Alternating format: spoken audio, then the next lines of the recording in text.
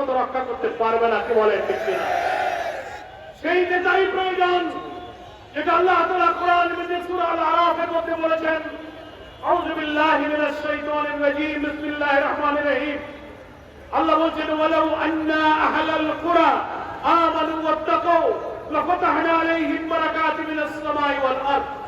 আল্লাহ বলেছেন, কোন জনপদের মানুষ, কোন ভূখণ্ড, কোন দেশ, কোন টেরিটরি, ওয়ালাউ আন্না আহলাল কুরা আমানু ওয়াত্তাকাউ, মহান আল্লাহর কাছে দৃঢ় বিশ্বাস রাখে এবং প্রত্যেকটি কাজে আল্লাহর কাছে জবাবদিহিতার ভয়ে তাকওয়ার গুণে হৃদয়কে গুণান্বিত করতে পারে, লাফাতাহনা আলাইহিম, আমি তাদের জন্য উন্মুক্ত করে দেব, খুলে দেব, বারাকাতুন মিনাস সামাই ওয়াল আরদ, আকাশ এবং পৃথিবীর সমস্ত বরকতের দরজা সেই দেশের জন্য আমি খুলে দেব।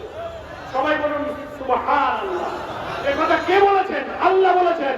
দুইটা গুণ, আল্লাহকে বিশ্বাস করতে হবে আর প্রত্যেকটি কাজে চেয়ারম্যান হন, এমপি হন, মন্ত্রী হন, প্রধানমন্ত্রী হন, ইউনিয়নের মেম্বার, চেয়ারম্যান হন, প্রত্যেকটি দায়িত্ব পালনের ক্ষেত্রে দুনিয়ার কোন আইন, কোন পুলিশ, কোন র্যাব, কোন এজেন্সি নয়, সবার চোখ আপনি ফাঁকি দিতে পারবেন। দুনিয়ার আইন দিয়ে অপরাধ এবং চরিত্রকে কখনো হেফাজত করা যায় না যদি তার অন্তরে মহান আল্লাহর ভয় না থাকে, নাকি বলে?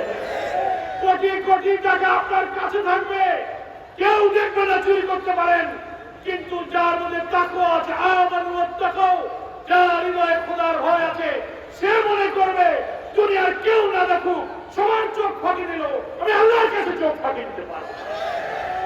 এইটার নাম হচ্ছে তাকওয়া।